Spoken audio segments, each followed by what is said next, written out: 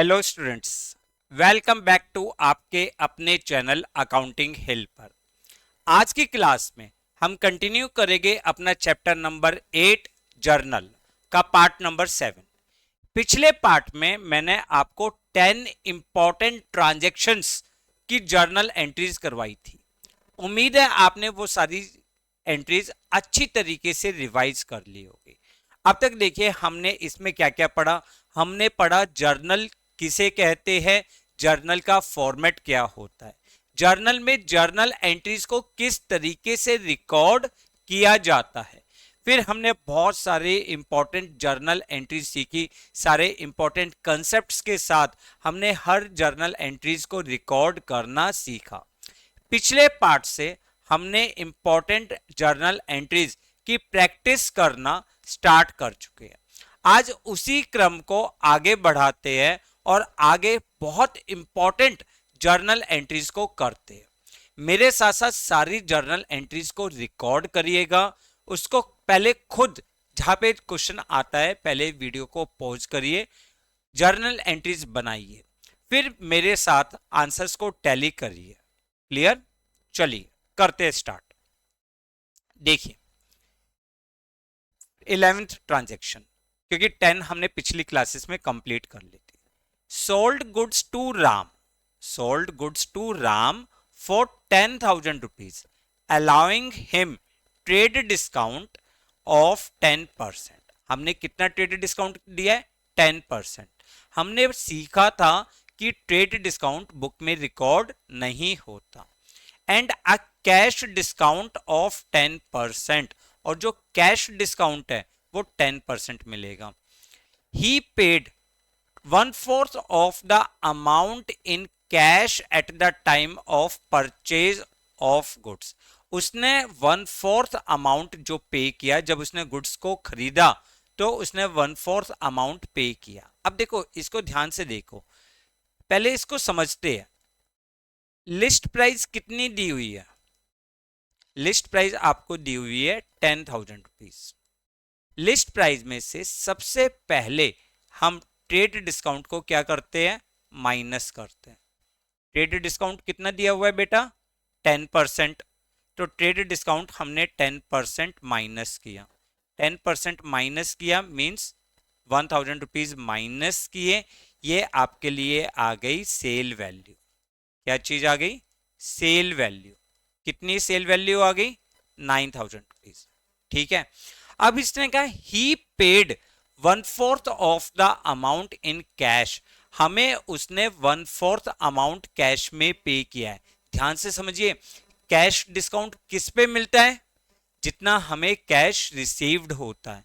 तो इसने 9,000 का 1/4 अमाउंट तो हमें कैश में दिया है, 1/4। अब 1/4 हुआ कितना? 2750, 2750। ठीक है। और नहीं सॉरी, एक मिनट,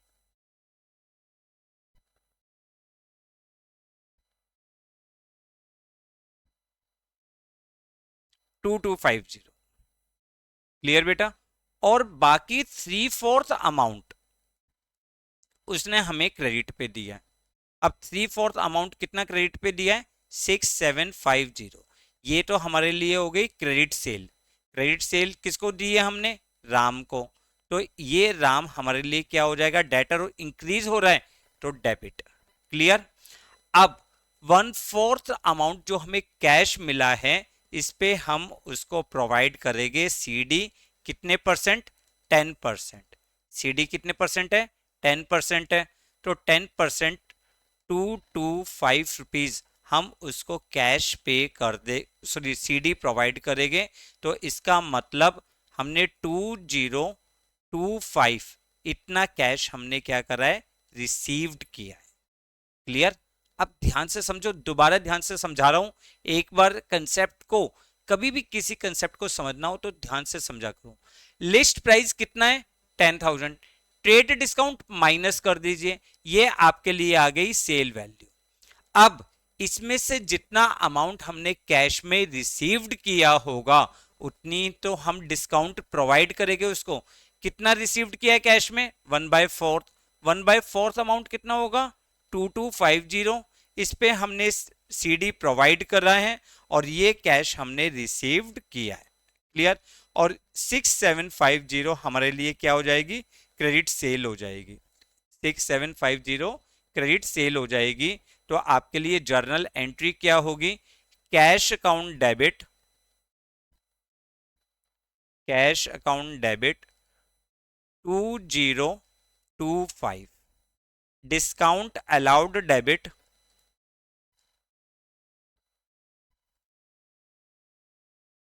डिस्काउंट अलाउड डेबिट कितना डिस्काउंट दिया है 225, वो हमारे लिए क्या है एक्सपेंस है। और हमारा डेटर इंक्रीज हो रहा है, Ram debit how much 6750 to sales account, to sales account 9000 rupees. Clear. देखो लिस्ट प्राइस में से ट्रेड डिस्काउंट को माइनस करो, वो सेल वैल्यू होगी, सेल अकाउंट क्रेडिट हो जाएगा उतने अमाउंट। उसमें से हमने 1/4 कैश रिसीव किया है, उस जितना कैश रिसीव किया है उसमें से हम कैश डिस्काउंट माइनस कर देंगे। तो हमने नेट कैश कितना रिसीव किया 2025, वो हमारे लिए cash account debit, discount allowed debit क्योंकि एक्सपेंस इंक्रीज हो रहा है और साथ ही साथ आपका डेटर इंक्रीज हो रहा है 6750 से। क्लियर है बच्चे, कंफर्म। एंट्रीज को नोट करिए और ये इसकी वर्किंग। हाँ, अगर आप वर्किंग को ध्यान से बनाते हो तो आपकी जर्नल एंट्रीज बिल्कुल सही होगी। क्लियर।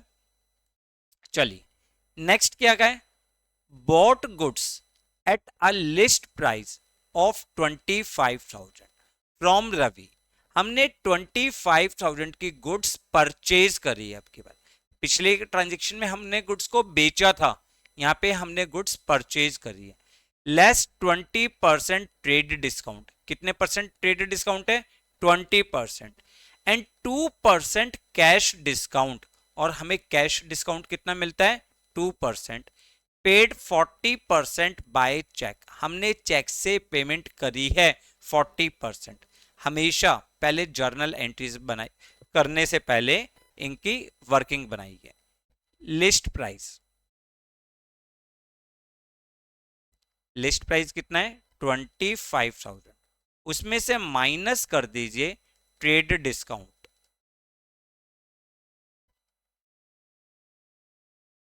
ट्रेड डिस्काउंट कितना है 20%, मींस 5,000। ये आपके पास आ जाएगा परचेज वैल्यू, परचेज वैल्यू 20,000 के। इसमें से 40% हमने चेक से पेमेंट करी है, 40% चेक से पेमेंट करी है। तो इसका मतलब 60% हमने कौन सी परचेज करी होगी, क्रेडिट परचेज करी होगी। 40% कितना हो जाएगा 8,000 रुपीज और 60% 20,000 रुपीज। क्लियर। अब इसमें हमें सीडी प्रोवाइड करना है, कैश डिस्काउंट प्रोवाइड करना है 2%, कितना 2%, 2% कितना हो जाएगा 160, 2% कितना है 160। तो इसका मतलब हमने 7840 इतना कैश पे किया होगा, cash paid.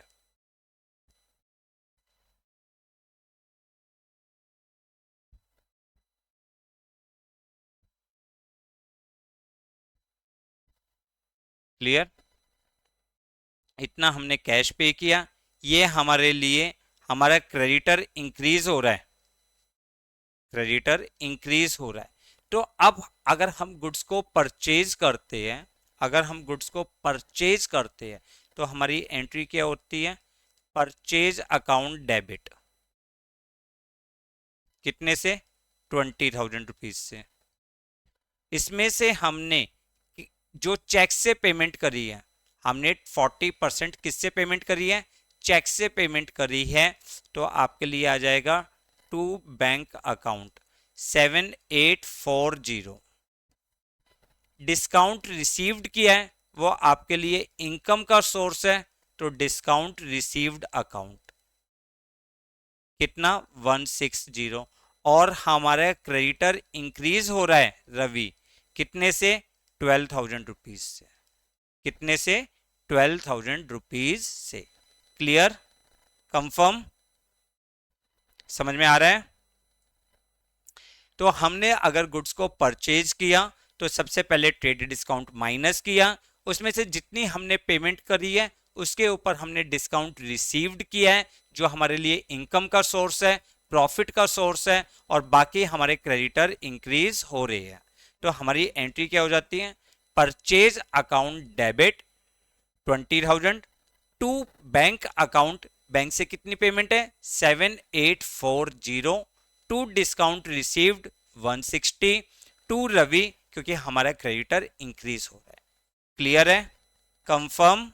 Next point, goods worth ₹1800 were distributed as free sample. हमने गुड्स को 1800 के गुड्स को फ्री सैंपल के तौर पे बांटा है, and 2000 were given away as charity in cash, और 2000 रुपीज हमने चैरिटी दी है कैश में। देखो दो ट्रांजेक्शन्स हो गई ये आपकी, पहली goods distributed as free sample और दूसरी 2000 रुपीज जो आपने चैरिटी कैश में प्रोवाइड करी है। तो जब आप गुड्स को सैंपल के तौर पे देते हो तो आपकी एंट्री क्या सिखाई थी मैंने, advertisement account debit to purchases, क्योंकि ये गुड्स अब रीसेल पर्पस पे यूज नहीं हो रही, इसलिए आप अपने परचेज अकाउंट को क्या करोगे, रिड्यूस करोगे। देखो जिन्होंने भी ये जर्नल एंट्रीज नहीं करी है, इसके स्टार्टिंग के पार्ट्स नहीं देखे हैं, नीचे डिस्क्रिप्शन बॉक्स में प्लेलिस्ट बनी हुई है, वहां पे जाके आप अपनी मिसिंग वीडियोस देख सकते हैं ताकि आपको सारे कंसेप्ट बहुत अच्छी तरीके से समझ में आए। क्लियर, ये था goods distributed as free samples. दूसरा हमने चैरिटी दी है तो एंट्री क्या हो जाएगी, charity account debit to cash account. कितनी चैरिटी दी है 2000 rupees to cash. Is it clear, confirm. Next transaction, paid fire insurance premium on building by cheque 1000 rupees. हमने बिल्डिंग के लिए इंश्योरेंस प्रीमियम पे करा है, बिजनेस का एक्सपेंस है। क्लियर, और किससे पेमेंट करी है, चेक से पेमेंट करी है, यानी बैंक रिड्यूस हो रहा है। And owner's life insurance premium by cheque. देखो ये चीजें आपको समझाई थी कि ऑनर का अगर कोई पर्सनल एक्सपेंस बिजनेस के अकाउंट से पे किया जाता है तो उसे हम ड्रॉइंग्स मानते हैं, उसे हम क्या मानते हैं, ड्रॉइंग्स। तो जो इंश्योरेंस प्रीमियम हमने बिल्डिंग के लिए पे करा था वो तो बिजनेस के लिए क्या हो गया, एक्सपेंस हो गया, और जो लाइफ इंश्योरेंस प्रीमियम हमने पे करा है ऑनर का, वो ऑनर की ड्रॉइंग्स ट्रीट करी जाती है। तो आपकी एंट्री क्या होगी, बिजनेस का एक्सपेंस इंक्रीज हो रहा है, इंश्योरेंस अकाउंट डेबिट, बिजनेस का कितना एक्सपेंस इंक्रीज हो रहा है 1000, साथ ही साथ ड्रॉइंग्स इंक्रीज हो रही है, तो drawings account debit how much 4000 to bank account, to bank account 5000 rupees. Clear, confirm. ध्यान से हर एक कंसेप्ट पे फोकस करिए। अगर ऑनर का कोई पर्सनल एक्सपेंस फर्म के अकाउंट से पे करा जाता है तो that is treated as the drawings. Clear. Next important point, a cheque from Rahul of ₹5,000 deposited in bank was returned dishonored। आपने जो चेक डिपॉजिट किया था वो डिसऑनर्ड हो गया। अगर चेक डिसऑनर्ड हो जाए तो आपका डेटर दोबारा से इंक्रीज हो जाता है और बैंक रिड्यूस हो जाता है, तो हमने एंट्री क्या पढ़ी थी, debtor debit means Rahul debit to bank account, Rahul debit to bank account 5,000 rupees. Clear, confirm. Charge depreciation on plant and machinery, depreciation क्या बताया था, depreciation, depreciation means reduction in value of assets, assets की value reduce होना। अगर depreciation firm के लिए क्या होता है, एक्सपेंस होता है, एक्सपेंस आपका इंक्रीज हो रहा है तो debit, depreciation account debit to आपके प्लांट एंड मशीनरी क्या हो रही है, रिड्यूस हो रही है, to plant and machinery 2,500। Clear, confirm. Next, bought shares in Tata limited for ₹50,000, 50,000 के हमने शेयर्स परचेज करे हैं। शेयर्स परचेज करने का मतलब क्या हो गया, इन्वेस्टमेंट करी है हमने, इन्वेस्टमेंट परचेज करी है। एंड ब्रोकरेज पे 2%, और 2% हमने ब्रोकरेज पे करी। अभी हम बार बार पढ़ चुके हैं ये चीजें कि अगर असेट्स को खरीदते समय, असेट्स को खरीदने में हमने कोई एक्सपेंस पे किया है तो उस एक्सपेंस को हम कहां पे ऐड कर देते हैं, असेट्स की कॉस्ट में ऐड कर देते हैं। तो देखिए इन्वेस्टमेंट आपकी कितने की थी, 50,000 प्लस ब्रोकरेज, ब्रोकरेज कितनी है 2%, 2% मीन्स 1,000, तो इन्वेस्टमेंट की वैल्यू कितनी होगी 51,000। तो आपकी एंट्री क्या होगी, आपकी एंट्री होगी investment account debit, investment account debit 51,000 to bank account, to bank account 51,000। Clear, क्योंकि जो भी एक्सपेंस एसेट्स को एक्वायर करने में इंकर्ड होता है उसे हम एसेट्स की कॉस्ट में ऐड कर देते हैं। क्लियर है।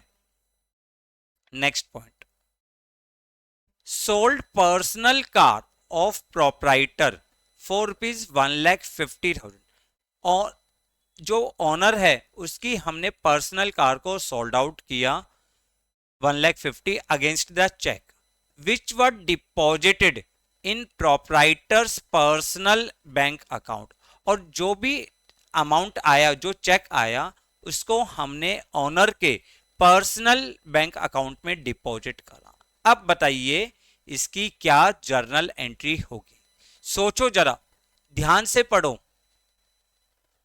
क्या कहा है इन्होंने कि ऑनर की पर्सनल एसेट्स को बेचा और उस अमाउंट को, उस चेक को ऑनर के पर्सनल सेविंग अकाउंट में डिपॉजिट कर दिया। इसका मतलब ये ऑनर का पर्सनल एक्सपेंस है। और जब हमने बिजनेस एंटिटी कंसेप्ट पढ़ा था उसमें हमने पढ़ा था कि all the entries are recorded from business point of view, owner के पर्सनल ट्रांजैक्शंस बिजनेस में रिकॉर्ड नहीं होते।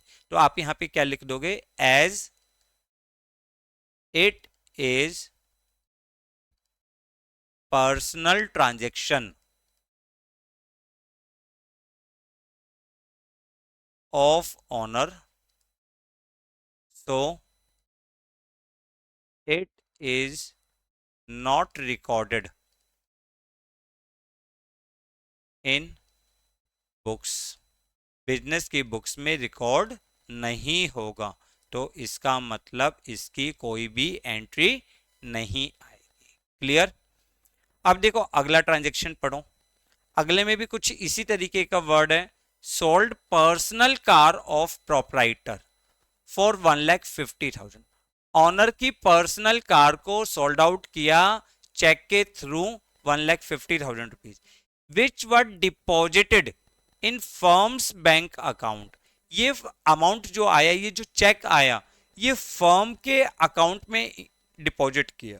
अब देखो अगर ऑनर अपना कोई पर्सनल एसेट सोल्ड आउट करता है और उस अमाउंट को फर्म के अकाउंट में डिपॉजिट करता है तो it is treated as additional capital introduce. ये कैसे ट्रीट करी जाती है कि ऑनर ने एडिशनल कैपिटल इंट्रोड्यूस करी है बिजनेस में, और किसके थ्रू करी है, चेक के थ्रू। तो हमारा बैंक इंक्रीज हो रहा है, तो आपकी एंट्री क्या होगी, bank account debit 1,50,000 to capital account, क्योंकि ऑनर की कैपिटल मानी जाएगी 1,50,000। देखो इन दोनों ट्रांजेक्शन्स को, ट्रांजेक्शन नंबर 18 और ट्रांजेक्शन नंबर 19 में थोड़ा सा ही फर्क है। वहां पे बोला है जो चेक आया था ऑनर के पर्सनल अकाउंट में डिपॉजिट हुआ है, तो उसको हमने बुक्स में रिकॉर्ड नहीं किया। बट ट्रांजेक्शन नंबर 19 में उसने बोला है कि जो चेक आया था वो ऑनर के फर्म के बैंक अकाउंट में डिपॉजिट किया है, तो इसको हमने एडिशनल कैपिटल इंट्रोड्यूस की तरह ट्रीट किया। Clear. Next transaction, received cash for a bad debts return of last year 5,000 rupees. एक चेक एक अमाउंट था लास्ट ईयर बैड डेब्ट्स हो चुका था, लास्ट ईयर हम उसको क्या मान चुके थे, लॉस। अब वो उसने हमें 5,000 रुपीज पे करे है, तो इसका मतलब कैश इंक्रीज हो रहा है, तो कैश अकाउंट डेबिट कितने से, 5,000। और ये अमाउंट जो क्रेडिट होगा कौन से अकाउंट में क्रेडिट होगा, to bad debts recovered account, to bad debts recovered account.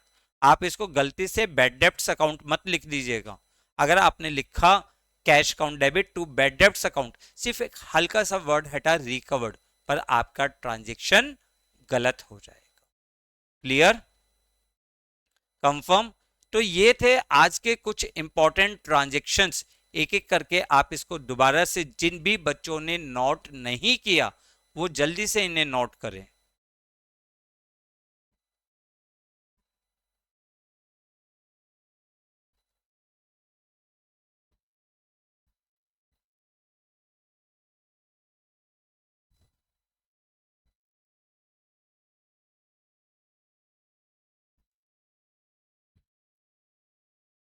Clear है, सारे ट्रांजेक्शन्स नोट कर लिए।